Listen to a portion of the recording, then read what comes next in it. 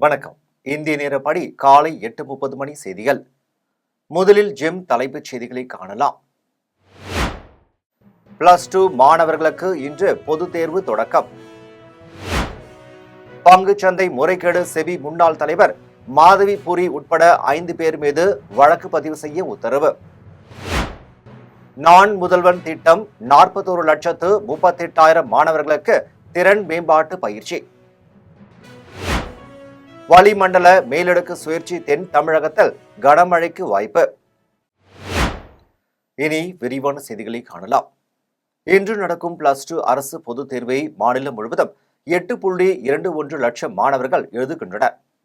தமிழகம் முழுவதும் 3,316 தேர்வு மையங்களில் 4.24 லட்சம் மாணவியர் உட்பட 8,21,057 மாணவர்கள் இன்று +2 பொதுத் தேர்வு எழுதுகிறார்கள். முதல் நாளான இன்று தமிழ் பாடத் தேர்வு நடைபெறுகிறது. மாற்றுத்திறனாளி மாணவர்களுக்கு 1 மணி நேரம் உள்ளிட்ட சலுகைகள் வழங்கப்பட்டுள்ளது. பங்கு சந்தை முறைகேடு தொடர்பாக செபி அமைப்பின் முன்னாள் தலைவர் மாதவி புரி உட்பட 5 பேர் மீது வழக்கு பதிவு செய்ய மும்பை உயர்நீதிமன்றம் உத்தரவிட்டுள்ளது.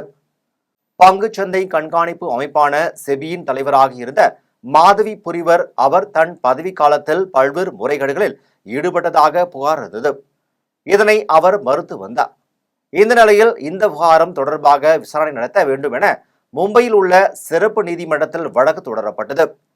இதனை விசாரித்த நீதிபதி சசிகாந்த் ஏக்நாத் ராவ் பங்கர் வழக்கில் முகாந்திரம் உள்ளதால் மாதவி புரி உள்ளிட்ட 5 பேர் மீதும் வழக்கு பதிவு செய்ய வேண்டும் என இந்த விசாரணையை நீதிமன்றம் நேரடியாக கண்காணிக்கும் என்றார்.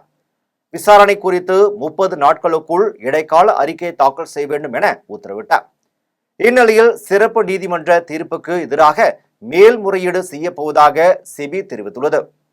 நான் முதல்வன் திட்டத்தில் 41,38,000 மாணவர்களுக்கு திறன் மேம்பாட்டு பயிற்சிகள் வழங்கப்பட்டுள்ளதாக தமிழக அரசு தெரிவித்துள்ளது. கடந்த 2022ஆம் ஆண்டு தமிழக முதலமைச்சர் மு.க.ஸ்டாலின் நான் முதல்வன் எனும் திட்டத்தை தொடங்கி வைத்தார். இந்த திட்டத்தின் கீழ் இன்ஜினியரிங் மற்றும் பாலிடெக்னிக் கல்லூரி மாணவர்களுக்கு தொழில்துறை பயிற்சி நிறுவனங்களுடன் இணைந்து திறன் பயிற்சிகள் வழங்கப்பட்டு வருகின்றன. இந்த நிலையில் நான் முதல்வன் திட்டம் தொடங்கப்பட்டு கடந்த 1ஆம் தேதியுடன் 3 ஆண்டுகள் நிறைவு பெற்றுள்ளது. இந்த 3 ஆண்டுகளில் 41,38,833 மாணவர்களுக்கு நான் முதல்வன் திட்டத்தின் கீழ் பயிற்சிகள் வழங்கப்பட்டிருப்பதாக தமிழ்நாடு அரசின் திறன் மேம்பாட்டு கழகம் தெரிவித்துள்ளது. வளிமண்டல மேலடுக்கு சுழற்சி காரணமாக தென் தமிழகத்தில் பரவலாகும் வட தமிழகத்தின் ஓரிரு இடங்களில் கனமழை பெய்தது. தூத்துக்குடி மாவட்டம் ஸ்ரீவைகுண்டத்தில் அதிகபட்சமாக 11 சென்டிமீட்டர் கனமழை பெய்தது. இந்த நிலையில் இந்திய பெருங்கடல் மற்றும் குமரி கடல் பகுதிகளில் நிலவும் வளிமண்டல மேலடுக்கு சுழற்சி காரணமாக தென் தமிழகத்தில் ஒரு சில இடங்களிலும் வட தமிழகத்தின் ஓரிரு இடங்களிலும் இன்று இடிமின்னலுடன் கூடிய லேசான மழைக்கு வாய்ப்புள்ளதாக சென்னை வானிலை ஆய்வு மையம் தெரிவித்துள்ளது. நாம் தமிழர் சீமான் விவகாரத்தில் திமுக பின்புலத்தில் இருக்க வேண்டிய அவசியம் கிடையாது என்று புதுக்கோட்டையில் சட்டத்துறை அமைச்சர் ரகுபதி தெரிவித்துள்ளார். தமிழ்நாடு முதலமைச்சர் மு.க.ஸ்டாலின் பிறந்த நாளையொட்டி அரசு மருத்துவமனைகளில் மார்ச் 1ஆம் தேதி பிறந்த குழந்தைகளுக்கு திமுக சார்பில் தங்க மோதிரம் வழங்கப்பட்டு வருகிறது. அதன் ஒரு பகுதியாக புதுக்கோட்டையில் தனியார் மற்றும் அரசு மகப்பேறு மருத்துவமனையில் பிறந்த 16 குழந்தைகளுக்கு வடக்கு மாவட்ட திமுக சார்பில் வடக்கு மாவட்ட திமுக செயலாளர் செல்லப்பாண்டியன் தலைமையில் தங்க மோதிரம் வழங்கும் நிகழ்ச்சி நடைபெற்றது. நிகழ்ச்சியில் தமிழ்நாடு சட்டத்துறை அமைச்சர் ரகுபதி, திமுக மாநிலங்களவை உறுப்பினர் MM அப்துல்லா, புதுக்கோட்டை சட்டமன்ற உறுப்பினர் முத்துராஜா ஆகியோர் கலந்து கொண்டு தனியார் மற்றும் அரசு மருத்துவமனைகளில் பிறந்த 16 குழந்தைகளுக்கு தங்க மோதிரங்களை வழங்கினர். நிகழ்ச்சியை தொடர்ந்து அமைச்சர் ரகுபதி செய்தியாளர்களை சந்தித்து பேசினார். அப்போது நாம் தமிழர் சீமான் வழக்கு பல ஆண்டுகளாக நடைபெற்று வருகிறது என்றும் புகார்தாரரான பெண்மணி சீமான் மீது பல குற்றச்சாட்டுகளை கூறியுள்ளார் என்றும் அதில் திமுக பின்புலத்தில் இருக்க வேண்டிய அவசியம் கிடையாது எனவும் நாங்கள் இதில் தலையிடவில்லை, உயர்நீதிமன்ற வழக்காட்டுதலின்படிதான் வழக்கு பதிவு செய்யப்பட்டு வழக்குகள் நடைபெற்று வருகிறது எனவும் சட்டத்துறை அமைச்சர் ரகுபதி தெரிவித்துள்ளார். அது பல ஆண்டுகளாக நடந்து வருகிற ஒரு வழக்கு. ஏன்னா அந்த அம்மா ஏற்கனவே முதல்ல பல குற்றச்சாட்டுகளை சொல்லியிருக்கிறார்கள். இதை திராவிட முன்னேற்ற கழகம் பேக்கப் பண்ண வேண்டிய அவசியம் கிடையாது. நாங்கள் இதில் தலையிடவே இல்லை. உயர்நீதிமன்றத்துடைய வழிகாட்டுதலின்படி இப்பொழுது வழக்கு பதிவு செய்து இந்த வழக்குகள் நடந்து கொண்டிருக்கின்றன. அதிலிருந்தே தெரிந்து கொள்ளலாம் இதில் திராவிட முன்னேற்றக் கழகத்துக்கு எந்த பின்புலமும் கிடையாது என்பதை தெரிந்து கொள்ளலாம். சீமானை பார்த்து பயந்துதான் அவரை சமாளிக்க முடியாதனால தான் இது மாதிரி செயலில் ஈடுபடுறீங்க அப்படின்னு சொல்லி அதான் நான் சொல்லிட்டேனுங்க. நான் எங்களுக்கு அவரெல்லாம் சமாளிக்கிறது ஒரு தோசு ஒன்றும் பிரச்சனையே கிடையாது. ஆனால் நாங்கள் இதில் தலையிட்டிருந்தோம் இருந்தால் வழக்கு எப்படியோ திசை திருப்பி இருக்கலாம். நாங்கள் தலையிடவில்லை. இவர் சீமான் காஷ் பண்ண சொல்லி கேஸுக்கு போகிறார், அவருடைய வழக்கை ரத்து செய்ய சொல்லி. அந்த வழக்கிலே நீதிமன்றம் ஒரு தீர்ப்பை தருகிறது. இந்த வழக்கை தொடர்ந்து நடத்த வேண்டும், பெண்களுக்கு எதிரான கொடுமையான வழக்கு இது என்று சொல்லி நீதிமன்றம் தந்த அழுத்தத்தின் அடிப்படையிலே இப்பொழுது வழக்கு நடைபெறுகிறதே தவிர திராவிட முன்னேற்ற கழகத்தினுடைய அழுத்தத்தாலோ அல்லது நாங்கள் சீமானை கண்டு பயந்தோ இந்த வழக்கு நடைபெறவில்லை. நாம் தமிழர் கட்சியின் சீமான் முதலில் பொது இடங்களில் பெண்களை மரியாதையாக பேச வேண்டும் என்றும் முகம் சுளிக்கும் அளவிற்கு பேசி வருகிறார் என்றும் மதுரை பழங்காநத்தம் பகுதியில் முன்னாள் அதிமுக அமைச்சர் செல்லூர் ராஜா தெரிவித்துள்ளார். மதுரை பழங்காநத்தம் பகுதியில் முன்னாள் முதலமைச்சர் ஜெயலலிதாவின் 77வது பிறந்த நாளையொட்டி அதிமுக சார்பில் அன்னதானம் வழங்கும் நிகழ்ச்சி நடைபெற்றது. நிகழ்ச்சியில் முன்னாள் அமைச்சர் செல்லூர் ராஜு கலந்து கொண்டு பொதுமக்களுக்கு உணவு வழங்கினார். நிகழ்ச்சியை தொடர்ந்து முன்னாள் அமைச்சர் செல்லூர் ராஜு செய்தியாளர்களை சந்தித்து பேசினார். அப்போது தமிழ்நாட்டில் பாலாறும் தேனாரும் ஓடுகிறது என்றும் தமிழ்நாட்டின் சிறுமி முதல் பாட்டி வரை பாலியல் வன்கொடுமைக்கு ஆளாகாமல் இருக்கின்றனர் என்றும் தேர்தலில் கொடுத்த வாக்குறுதிகள் அனைத்தும் தமிழ்நாட்டில் 90% நிறைவேற்றிவிட்டோம் எனவும் கொள்கை கூட்டணி கட்டுக்கோப்புடன் உள்ளது என்றும் முதலமைச்சர் மு.க.ஸ்டாலின் தான் தெரிவித்து வருகிறார்.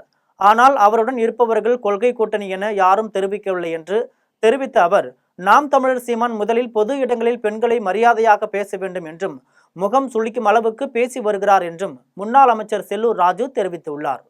போதை கிடையாது, கற்பழிப்பு கிடையாது, சிறுமி முதல் பாட்டி வரைக்கும் பாதுகாப்பு இருக்குது.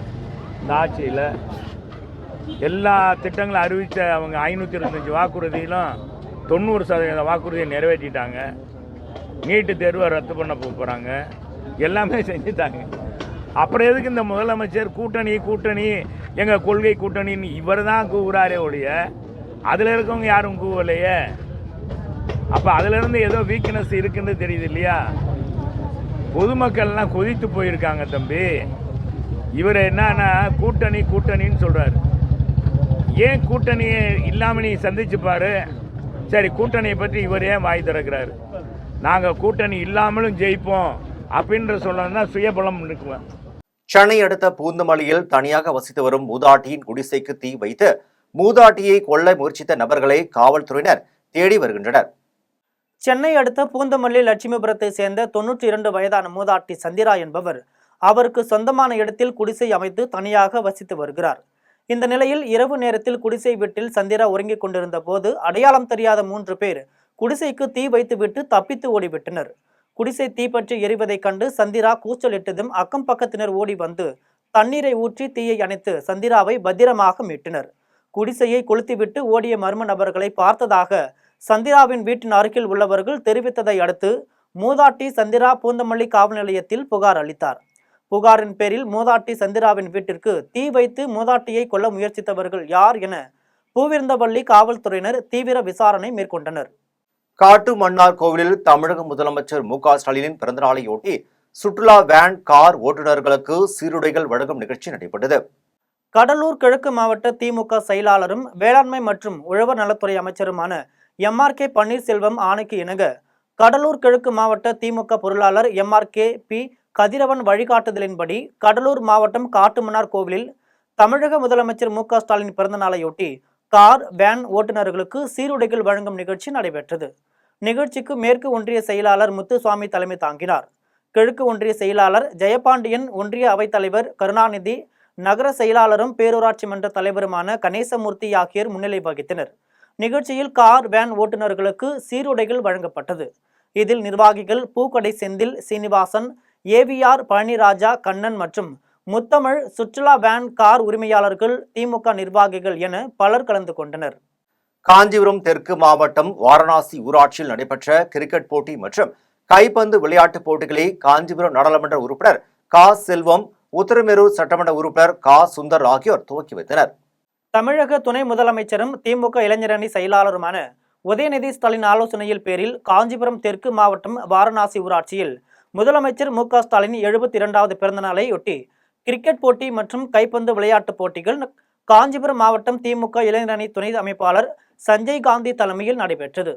நிகழ்ச்சியில் காஞ்சிபுரம் நாடாளுமன்ற உறுப்பினர் கா செல்வம், உத்திரமேரூர் சட்டமன்ற உறுப்பினர் கா சுந்தர் ஆகியோர் கலந்து கொண்டு டாஸ் போட்டு விளையாட்டுப் போட்டிகளை துவக்கி வைத்தனர். போட்டியில் காஞ்சிபுரம், உத்திரமேரூர், செய்யூர், மதுராந்தகம் உள்ளிட்ட பகுதிகளை சேர்ந்த 1500 வீரர் வீராங்கனைகள் பங்கேற்று விளையாடினர்.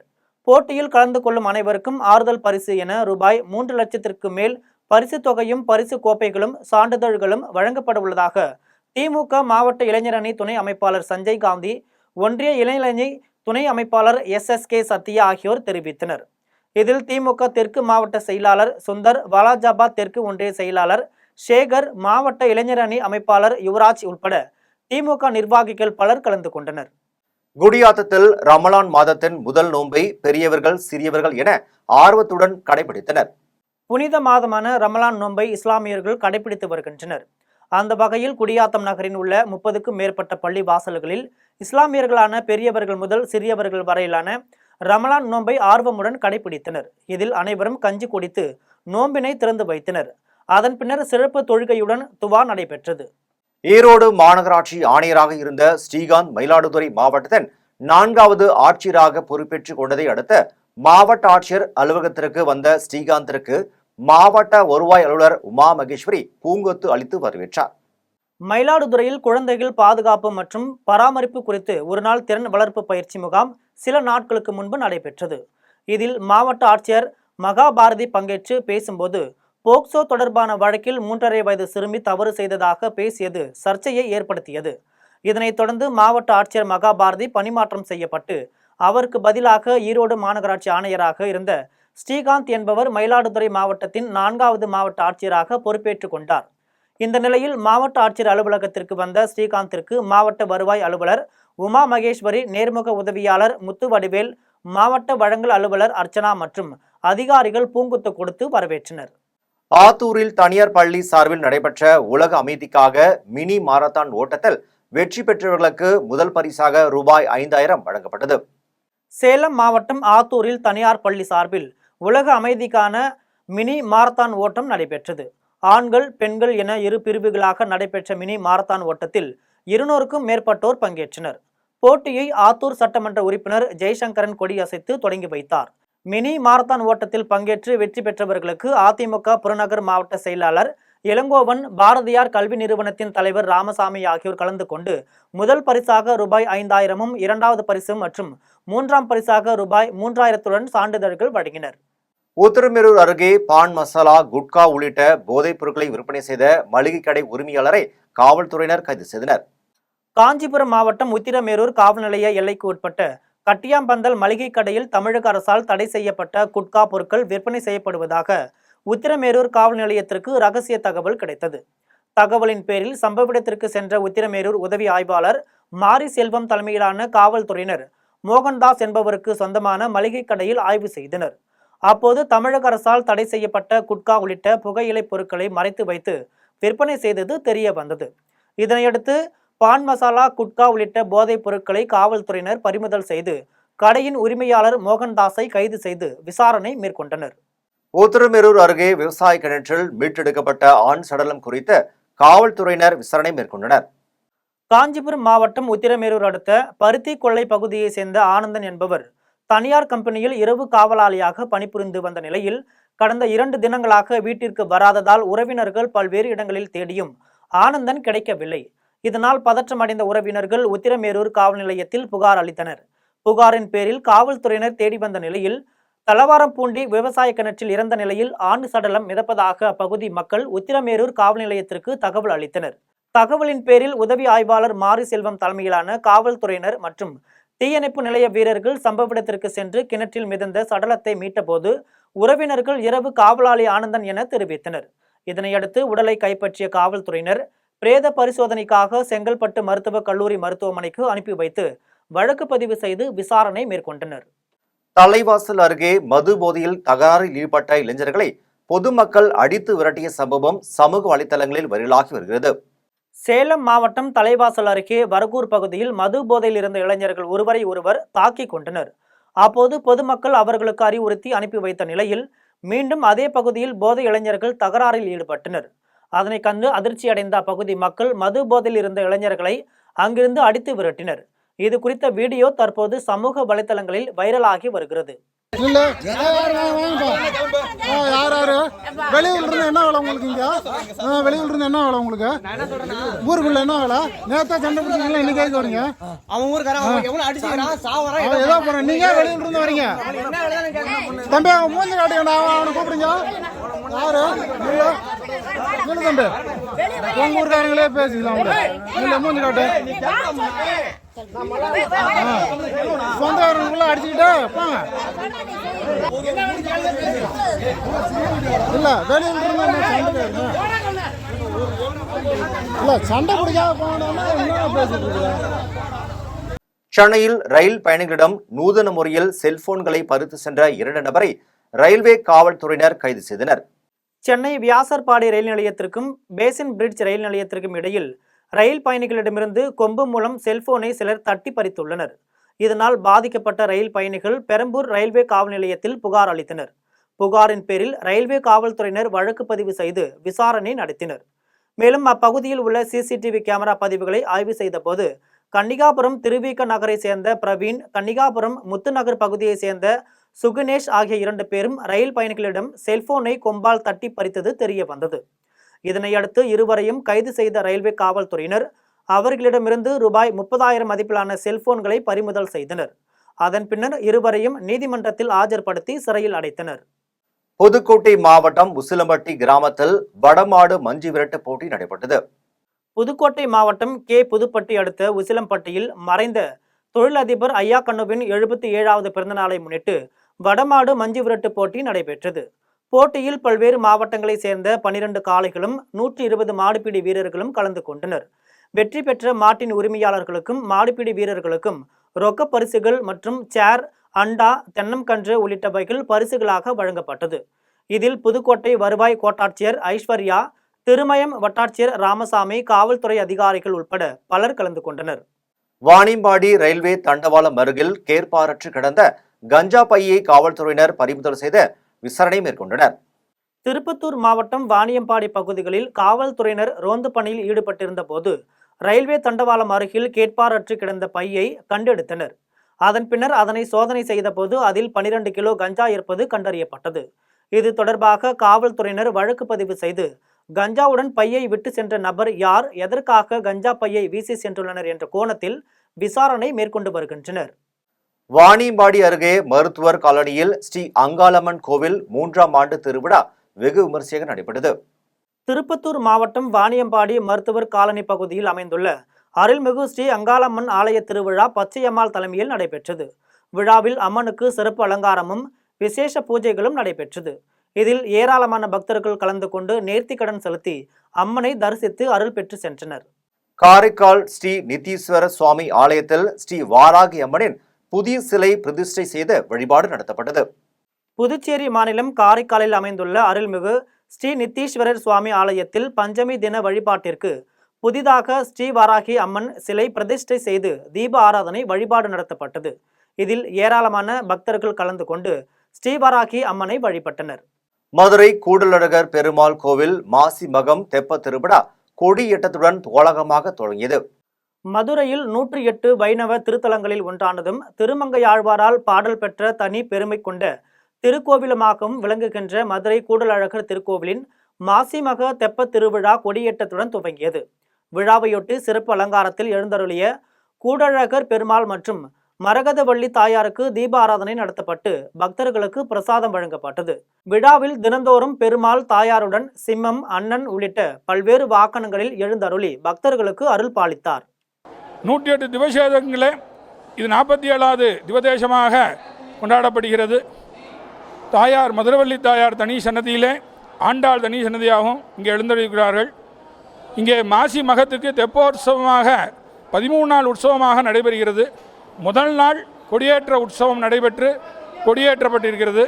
இதில் முக்கிய திருவிழாவாக வரும் மார்ச் 5ஆம் தேதி கருட சேவை, அதைத் தொடர்ந்து மார்ச் 11 தெப்பம் முட்டுத்தள்ளுதல்னு சொல்லி டவுன்ஹாலோடில் உள்ள தெப்பத்திலே பெருமாள் ஏழி முட்டுத்தள்ளுதல் நிகழ்ச்சி நடைபெறுகிறது. அதைத் தொடர்ந்து 12ஆம் தேதி மாசி மகத்திற்கு தெப்பம் கண்டுகொள்கிறார். 3 சுற்று தெப்பத்தை சுற்றி பெருமாள் வலம் வருவார். பக்த ஜனங்கள் பெருமாளை பெருமாளுடைய அருளை பெற அழைக்கின்றோம். நிர்வாகம் சார்பிலும் அழைக்கின்றோம். எம்பெருமான் கூடலழகருடைய பரிபூர்ண கிருபாகடாட்சம் கிடைக்குமாய் பிரார்த்திக்கிறேன். மீண்டும் ஜெம் தலைப்புச் செய்திகள். +2 மாணவர்களுக்கு இன்று பொதுத் தேர்வு தொடக்கம். பங்குச்சந்தை முறைகேடு செபி முன்னாள் தலைவர் மாதவி புரி உட்பட 5 பேர் மீது வழக்கு பதிவு செய்ய உத்தரவு. நான் முதல்வன் திட்டம் 41,38,000 மாணவர்களுக்கு திறன் மேம்பாட்டு பயிற்சி. வளிமண்டல மேலடுக்கு சுழற்சி தென் தமிழகத்தில் கனமழைக்கு வாய்ப்பு. இத்துடன் ஜெம் செய்திகள் நிறைவடைகின்றன. மீண்டும் ஜெம் செய்திகள் மதியம் 1:30 மணிக்கு. உடனுக்குடன் செய்திகளை காண ஜெம் live.tv என்ற இணையதளத்தில் இணைந்திருங்கள். நன்றி, வணக்கம்.